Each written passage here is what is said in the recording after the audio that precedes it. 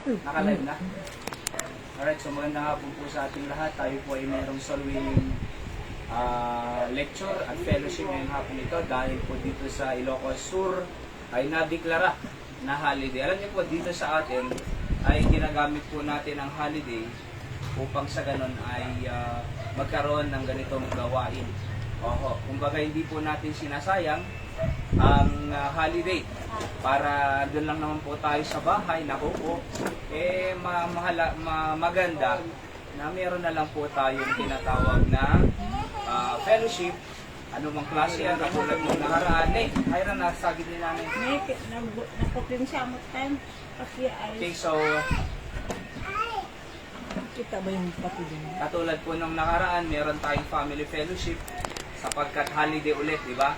Dito sa Candon. Yan po ang magandang ginagawa natin. Pag mga may holidays po tayo, hindi po natin sinasayang yan para tayo po ay merong fellowship, mga kapatid. Alright? So, let's sing at Calvary. Years I spend, ready sing! Years I spend in vanity and pride, caring that my Lord was crucified, knowing that it was for me He died on Calvary. Mercy there was great and grace was free, pardon there was multiplied to me. There my burden so found liberty at Calvary. By God's word at last my sin I learned, then I trembled at the Lord's word, till my guilty soul imploring turned to Calvary. Mercy there was great and grace was free, pardon there was multiplied to me. There my burden so found liberty at Calvary. Now I've gained to Jesus everything. Now I gladly own Jesus as my King. Now my righteous can only sing of Calvary. Mercy there was great and grace was free, pardon there was multiplied to me. There my burdens all found liberty at Calvary. Oh, the love, the true salvation's plan. Oh, the grace that brought it down to men. Oh, the mighty God that got this plan at Calvary.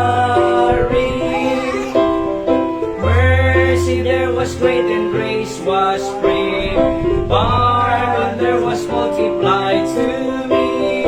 There my burden so found liberty at Calvary. Amen. Kaya nga po, sa Kalbaryo, sabi nga ay nakasumpong tayo ng grace, mercy at pardon ng Panginoon. So ang mga tao naghihintay din po ng mercy, grace and pardon ng Diyos, pero walang nagsasabi sa kanila. Kaya pag-aaralan po natin dito, how can we deal with them? Alright? So, isa pang awitin, let's sing Rescue the Perishing. Rescue the Perishing.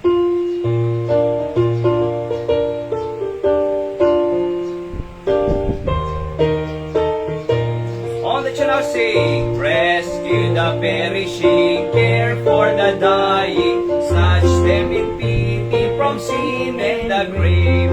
Weep for the erring one, lift up the fallen, tell them the truth is the mighty to save. Rescue the perishing, care for the dying, Jesus is merciful, Jesus will save. Though they are slighting him, still he is waiting the penitent child to receive. Plead with them earnestly, plead them with gently, he will forgive if they only believe. Rescue the perishing, care for the dying, Jesus is merciful. merciful Jesus will save. Rescue the perishing, duty ones its strength for thy labor, the Lord will provide. Back to the narrow way, patiently winded, tell the poor wanderer, a Savior has died. Rescue the perishing, Care for the dying. Jesus is merciful, Jesus will save. Amen. Rescue the perishing. Oho, kumbaga, ililigtas ang napapahamak.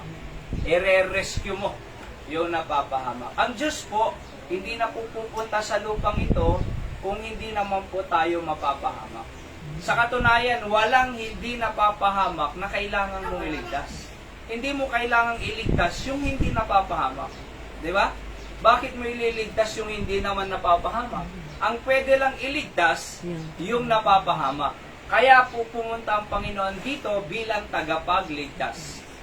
Oho. So, sino ang ililigtas? Yung napapahamak. Di ba? So, bakit? Hindi kayang iligtas ng tao ang sarili niyang buhay at kaluluwa. Bakit? Kung kaya ng tao iligtas ang kaluluwa niya patungo sa langit, hindi na sana namatay ang Panginoong Jesucristo. Di ba? Sabi nila, mabait ako, kaya langit ako pupunta. Pupunta ka pala sa langit dahil kabaitan mo eh. Bakit pa namatay si Jesus? Bakit pa pumunta siya bilang tagapagligtas? Kung kaya mo namang iligtas ang sarili mo. Sabi naman ng isa, pupunta ako sa langit kasi member ako ng simbahan, iglesia. Bakit pa pumunta ang Panginoong Jesucristo? Kung pwede ka namang maging membro na lang. Diba? So hindi po. Hindi, kumbaga, kaya pumarito ang Panginoong Jesucristo kasi alam niya na walang sapat na kakayanan ng tao kasama ng relihiyon para ang tao ay mapunta sa langit sa sarili niyang kakayanan. Alright? So naunawaan ng Diyos yun. So anong ginawa ng Diyos? Pumarito. Bakit? Alam niya na hindi kaya ng tao maligtas sa sarili niyang mabuting gawa. So si Kristo na ang nagbayad para maging tagapagligtas ng sanlibutan. So rescue the perishing. Okay? So tayo po ay dadako po again sa mga nanonood po live stream at live or replay. Ang Diyos pong magpala sa inyo. Ngayon po ay holiday dito sa Ilocos Sur. Ginagamit po namin ang mga holidays upang magkaroon po kami ng spiritual activity dito sa bahay-sambahan ng ating Panginoon. At ngayon po ay magkakaroon po tayo ng lecture patungkol po sa soul winning, mga kapatid. Alright? Pag-aralan po natin. Understanding po tayo about the importance of soul winning. Understanding the importance of soul winning. Genesis chapter 1 verses 26 hanggang 28 po. Genesis chapter 1, 26 to 28. Amo pa ilan ka cellphone itong baka iruwar naman nun. Dati nakita ki ka, the kalsada mo dito yung cellphone nun. So kaya dyan muna siya maglaro. Alright, so let's go. Genesis 1, 26 to 28, ready read. And God said, let us make men in our image, after our likeness. And let them have dominion over the fish of the sea, over the fowl of the air, and over the cattle, and over all the earth, and over every creeping thing that creepeth upon the earth. So God created man in His own image. In the image of God created He him, male and female. Created He them. And God blessed them. And God said unto them, be fruitful and multiply, and replenish the earth, and subdue it, and have dominion over the fish of the sea, and over the fowl of the air, and over every living thing that moveth upon the earth.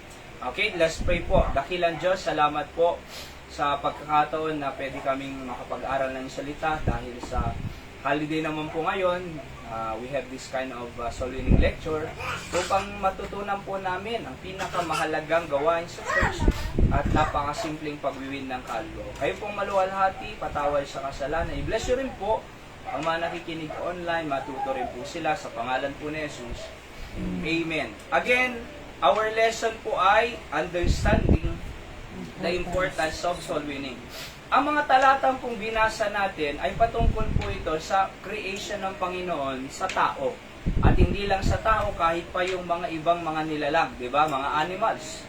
At sabi ng Bible, God created man in His own image. Number 1 po. Okay?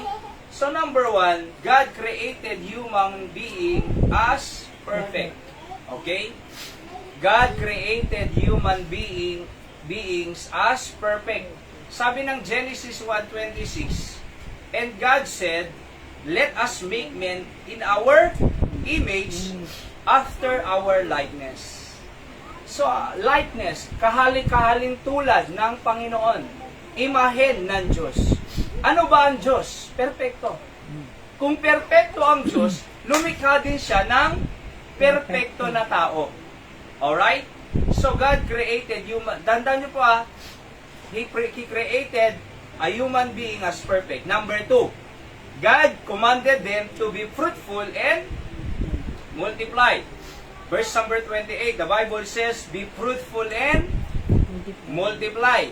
So if God commanded them to be fruitful and multiply, sa kaninyo na sinabi, sa perpekto na linikha niya. Alright? Kung inutusan sila na magpakarami bilang isang perpekto na tao, ano dapat ang dadami? Ulitin ko po. Kung inutusan sila na magpakarami bilang perpekto, ano ang dadami? Tao na ano? Tao na? Ulitin ko po kung inutusan sila ng Diyos, itong tao, si Adan at Eva, na perpekto po kung inutusan sila ng Diyos na magpakarami, bilang tao na perpekto, anong dadami? Tao na perfecto. Tao na perpekto. Napakasimple, di ba? Tao na perpekto.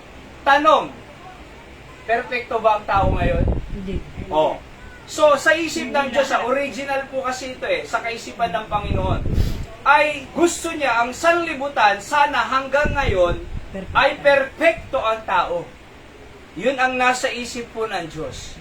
So, number 3, God's plan for human is to produce perfect creature. Yun ang plano ng Diyos. Verse number 28. Anong sabi ng Bible? And replenish the earth and subdue it. Pag sinabi mong replenish, ay tawag dun sa Tagalog po ang replenish. Yung replenish, yung kargahan, punuin, kargahan ang earth ng ano? Perfecto na creature. Sundan niyo pong mabuti Ulitin po natin. God created human beings as perfect. Statement number 2. God commanded them to be fruitful and multiply. Number 3. God's plan for human, wala yatang S po dyan, pasensya na po kayo, hindi ako gaanong sa grammar kasi. Okay? Is to produce perfect creatures. Number 4. The world must be full of holiness and righteousness. Kung ang Diyos ay inutusan niya sila na magpakarami bilang perpektong tao, dapat ang mundo ay punong-puno ng kabanalan at katuwiran. 1 Peter 1:15-16. But as he which, make ito ubay. Make ito dito kayo. Ito ko kayo natantin Tano makasulsuro kayo Dakay to, it is all winner. Kim preacher, iti Candon Bible Baptist Mission in the future.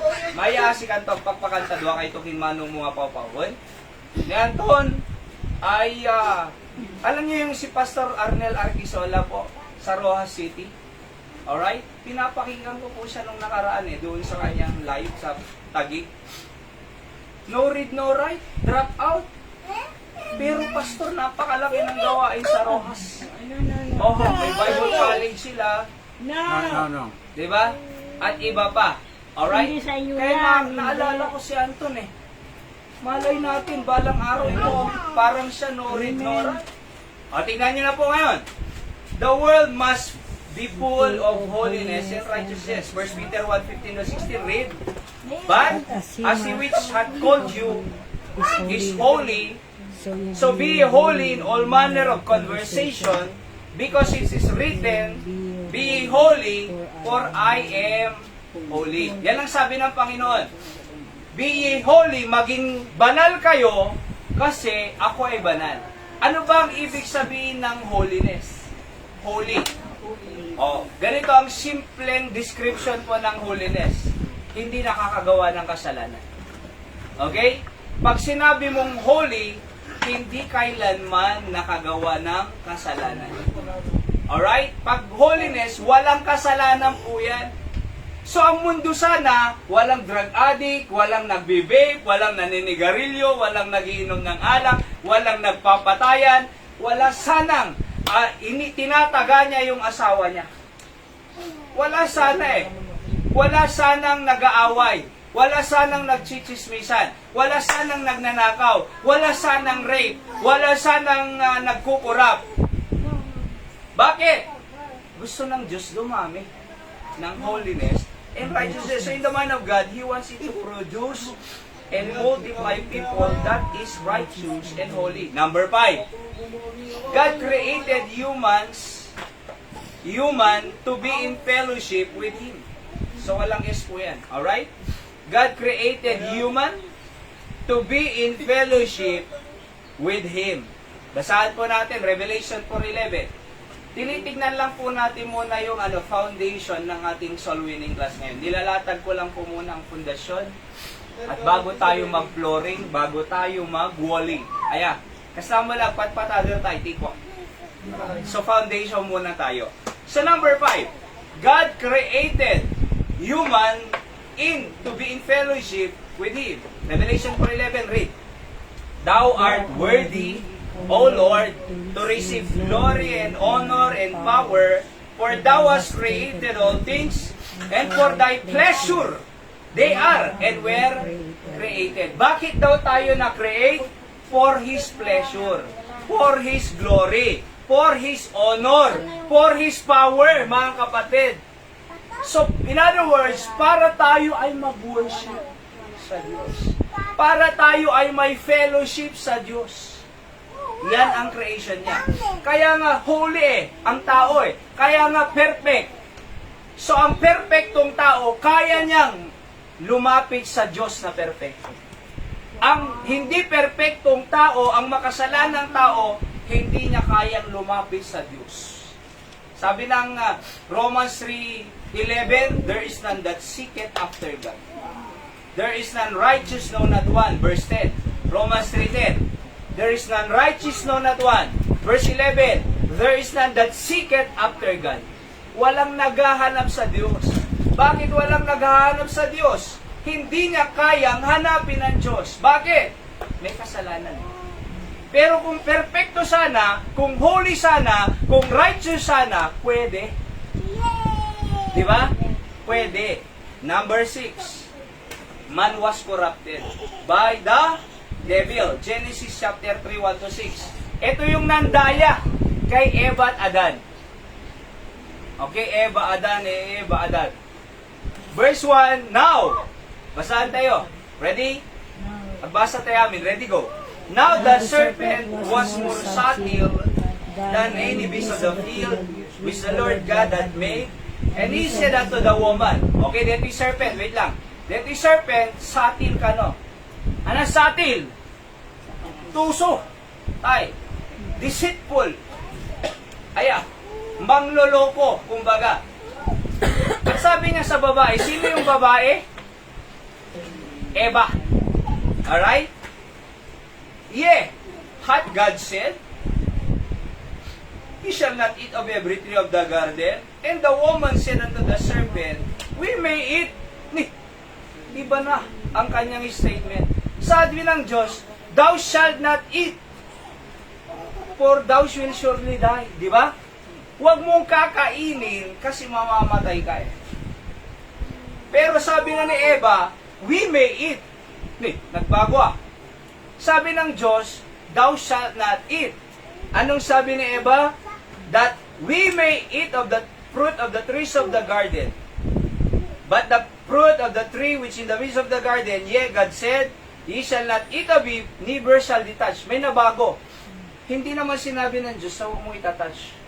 Ang sabi lang ng Diyos, huwag mong kakainin. Dinagdagan ni Satan. Thou shalt not touch, lest ye die. So, tignan nyo po si Satan po, napakatuso niya. Talagang nilinlang niya si Eva. Bakit babae? Weaker vessel, sabi ng Biblia ang babae. Alright? Verse 4, read. And the serpent said unto the woman, ye shall not surely die. Hindi ka mamamatay. Sabi ng Diyos, pag kinain mo yan, mamamatay kayo. Sabi ni Eva, ay sabi ni serpent, hindi kayo mamamatay. Sabi ng Diyos, mamamatay kayo pag kinain niyo yan. Sabi ni Satan, hindi kayo mamamatay. Itkamti kinaluko na tayo. Nung kung mamakita, lalis na talastat tanay, kamatay tayo. Diba?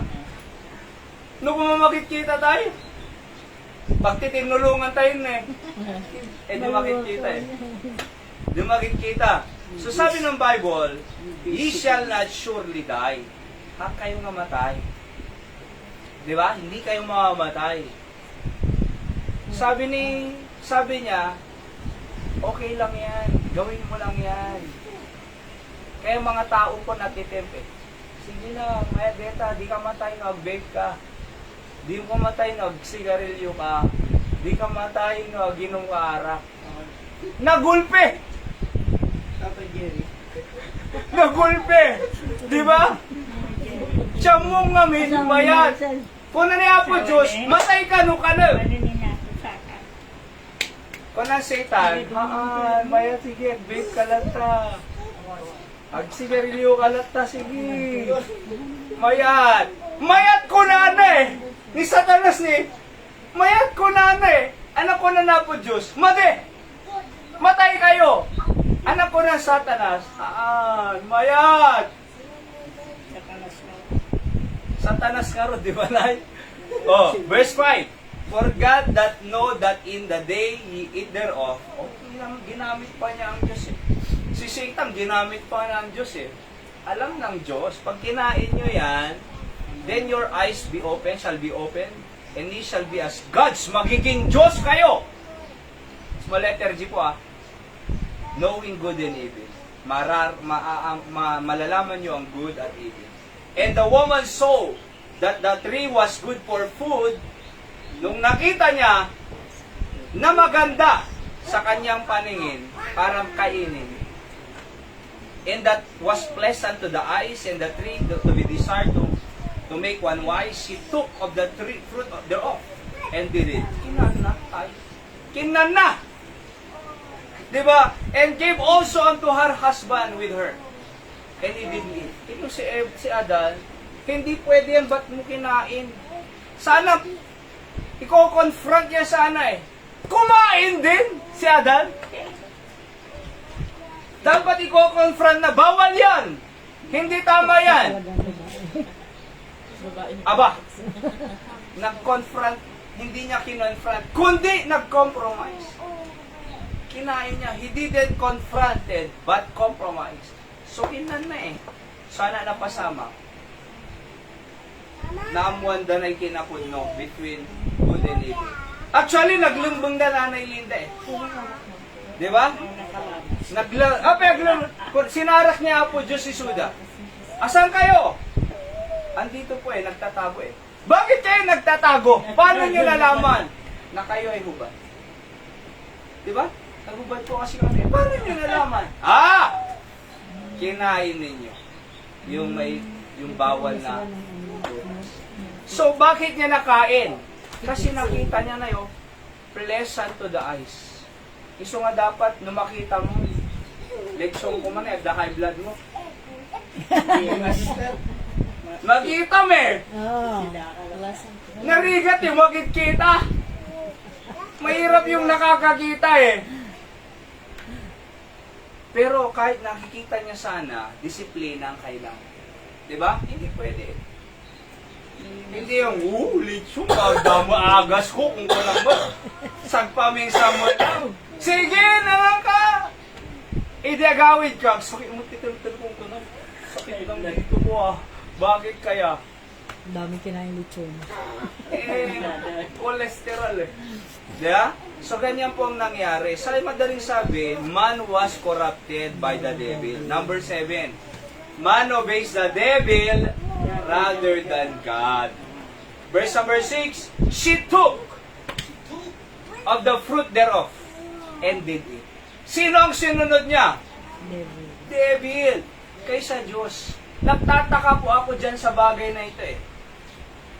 Di ba? Bakit? Bakit? Kasi, ang Diyos, maganda ang purpose niya sa tao. Perfecto. Maging magandang relasyon sa Diyos. Kompleto ang provision. Magandang buhay.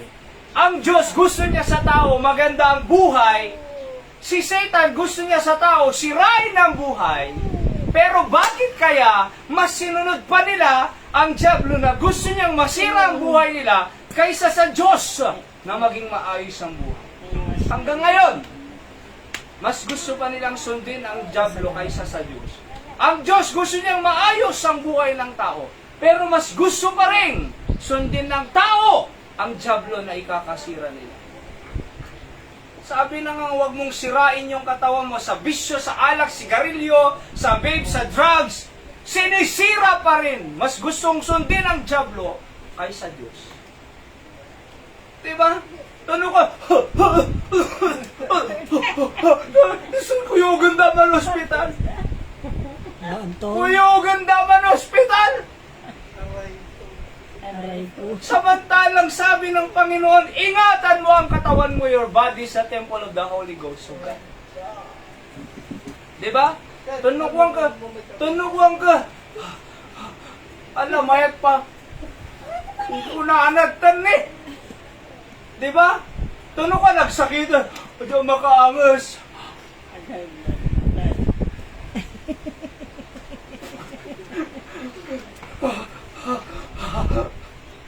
Kuyugan daw. Haang kunaan mo ngamin eh. Kuna ni Apo Diyos, huwag eh.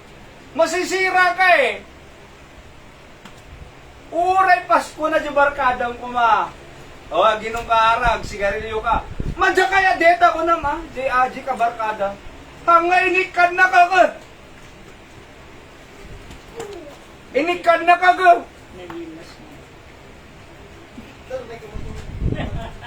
Mapirdi ka eh. Alisto na ka, mapatayin ti Diablo. Diba? O, tignan niyo po ha. Man obeys the devil rather than God.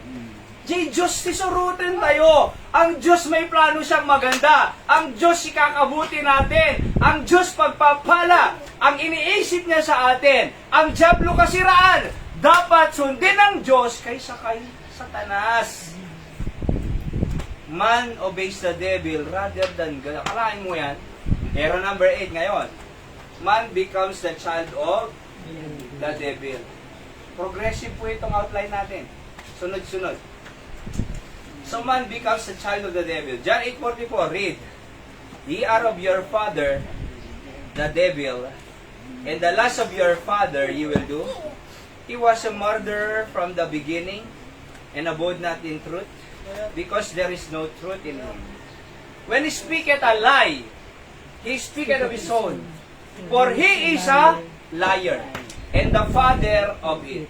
Sabi niya maliwanag. Alam niyo po dito sa verse 44 na ito, John 8:44, ang Panginoong Jesucristo po ang nagsasalita dyan. Anong sabi niya? Ye are of your father the devil. Yung mga religious leader po ang kinakausap ng Panginoon dito. Ye are of your father the devil. Akalain mo yan? Sabi ng isang pare noon, lahat tayo ay anak ng Diyos. Mali! Lahat ng tao ay creation ng Diyos. Pero hindi lahat anak. Bakit hindi lahat anak? Mismo ang Panginoon, sabi niya, ye are of your father, the devil. Merong anak ng Diyos na tumanggap kay Kristo, merong anak ni Satanas. Di ba? Kaya naging anak ng Diablo ang tao. Anong ginagawa ng tao? Murder. Alam niyo, hindi lang po physical ang murder. Pag may kagalit ka, pinapatay mo siya sa puso at isip mo. Spiritual murder po yun. Bakit? Paltog lang murder? Hindi! Yung may kagalit ka, meron kang pinapatay sa isip at puso mo. Spiritually. Ano pa? Lie. Switik! Kinaulbud. Switik. Di ba? Switik. Maday, yung switik ay sinungaling. Sinungaling eh. Tano lang damala ako nag-switik? Tano lang adamain kang nag-switik? Di ba? Switikan na pa di kagudwana ko ma? 250,000 ko magudwana eh. 26 lang nag-switik eh. So, sino tatangga? Ye are of your father the devil. Tatangga eh. Di ba? Ugali ngamin ti Diablo, iti kinaswitig. Number 9. The world becomes sinful and wicked. Far from the original design of God.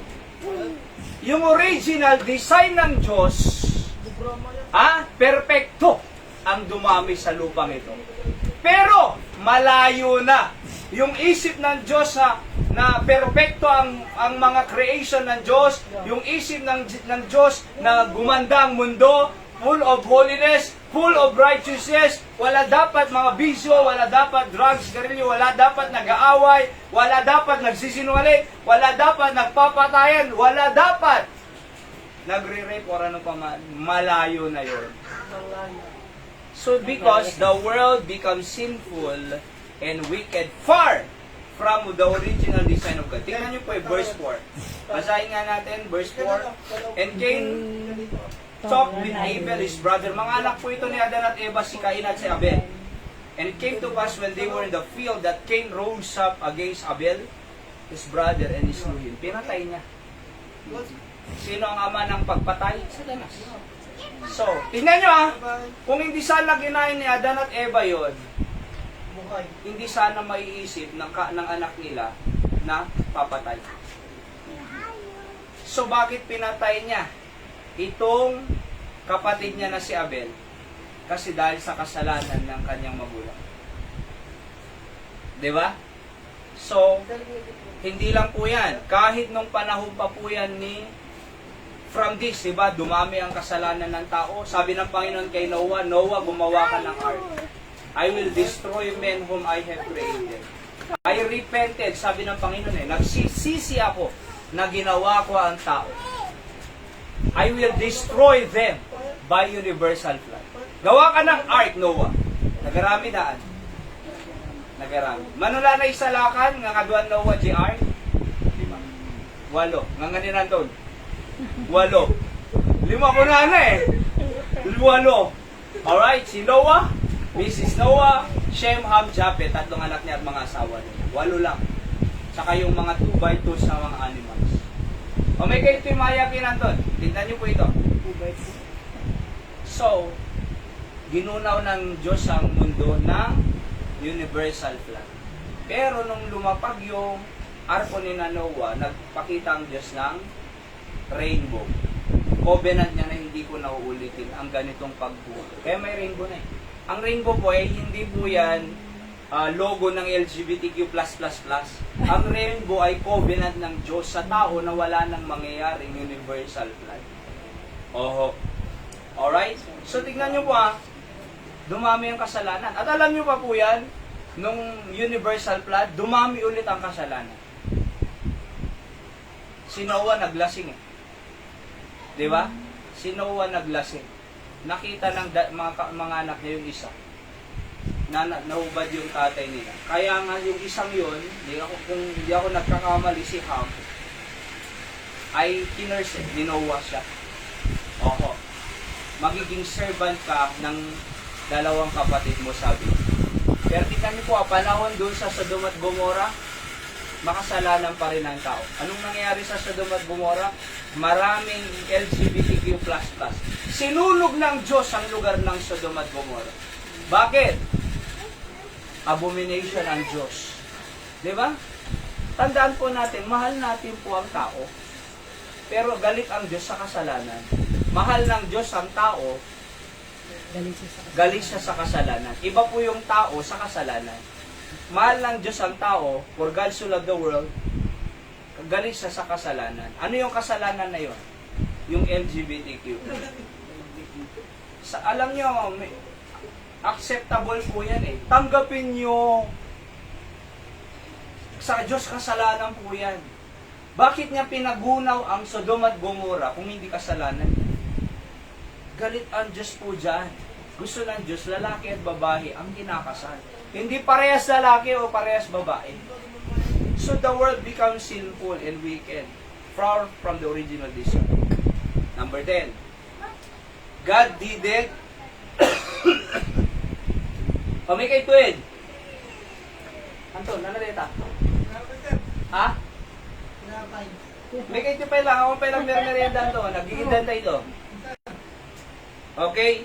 God didn't let His creature to be totally destroyed by the devil. Yun ang maganda. Noong napalayo ang tao sa Diyos, hindi niya pinabayaan ang tao. Sa katunayan, si Adan at Eva, binigyan niya pa sila ng sapin. Si Adan kasi ay naglagay sila ng dahon na yun. Ang tawag sa dahon na yun ay apron. Sabi ng Bible. Pero pinalitan ng Diyos ng skin of animals. Oho. Galatians 3:13, read Christ hath redeemed us from the curse of the law, being made a curse for us. For it is written, cursed is everyone that hangeth on a tree. Diba? So, sino yung dalawang nasa gilid ng Panginoong Jesucristo? Walang pangalan po yun. Pero ang relihiyon, nilagyan nila ng pangalan. Si Hestas at sino na yun? Hestas, Kene, Gaspar. Nilagyan ng relihiyon ng pangalan. Pero sa Bible, wala po silang pangalan. Oho. Curse is everyone that hangeth on a tree. Sila curse. Ang nasa gitna, dapat si Barabas. Pero gusto nilang i-release si Barabas, ipako si Kristo. So the Bible says, Christ redeemed us from the curse of the law. Yung sumpa ng batas sa cross ay si Kristo na ang nagbayad. Siya na ang umako. Siya na ang nag-carry sa mga kasalanan ng sanlibutan at siyang nagbayad sa cross. Sabi niya, it is finished. Tapos na. The work of redemption is complete. Finished. Wala na kayong babayaran tao. Hindi nyo na kailangan mapunta sa impyerno sapagkat binayaran ko na, sabi ng Panginoon. Wala na kayong babayaran. Sa number 11, God's plan, God plans to restore His creature to be in good relationship again with Him. Matatapos na po tayo. Tingnan nyo po. Basahin nga po natin, God plans to restore His creature to be in a good relationship again with Him. Romans 5:10. Read. For if when we're enemies. Tandaan nyo po, anong nagkasala ang tao, si Adan at Eva, enemy na po tayo ng Diyos. Di ba pag nagkakasala yung best friend mo, enemy na kayo? Napasaktan na ka, enemy kayo eh. Pansinumpay, ano na? Diba? Oh, di napansinan eh. Tama ba yun? Hindi! Merong ngang dalawa magkasundo noon eh. May hindi lang nangyari maganda, ayaw niya ng kasundo. Enemy na eh. Yung friend niya dati, nakasakasama niya madalas, enemy niya na eh. Tama ba na enemy mo siya? Hindi! Patawarin mo, kausapin mo. Tignan niyo po ha. We were enemies. We were reconciled to God by the death of His Son. Ano ba yung reconciliation? Yung reconcile. Yung reconcile po ay to make the enemy be in friend again. Ulitin ko po. Yung reconcile dyan, dating magkaaway, magkabati na. Parang nag-aaway, Pero ang Diyos pumagitna, yung nagtatalikuran, pinagharap ng Diyos, nagyakapan. Pinagbati na, pinag-shake hand, pinagbati na sila. Yung po, yung reconcile dyan. To God, by the death of His Son. Paano na-reconcile ang tao at Diyos? By the death of His Son. Capital letter S talks about the Holy Jesus Christ, the Son of God. Alright, yan po ang maganda sa King James Bible. Sa ibang version, maliit na SM. Alright? Much more, the Bible says, being reconciled, past tense, we shall be saved, past tense, by His life. Tayo ay naligtas. Saan? Sa impyerno. Kung ligtas tayo sa impyerno, pupunta ka ba sa impyerno? Hindi na!